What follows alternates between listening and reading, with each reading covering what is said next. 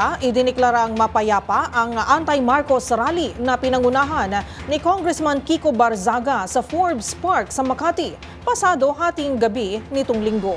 Ayon sa NCRPO, 100 katao lang ang dumalo sa anti-BBM protest at ganito rin karami ang kanilang covered operatives.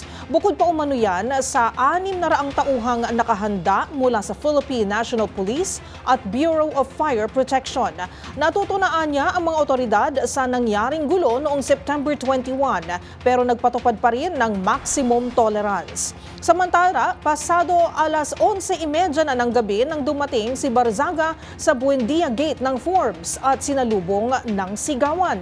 Ayon kay Barzaga, nagdesisyon silang gawin sa Forbes Park ang rally dahil doon anya nakatira sina dating House Speaker Romualdez at dating Congressman Zaldico. Gate nito, target lang anya nila ang mga magnanakaw upang mapakulong at maibalik ang pera ng taong bayan.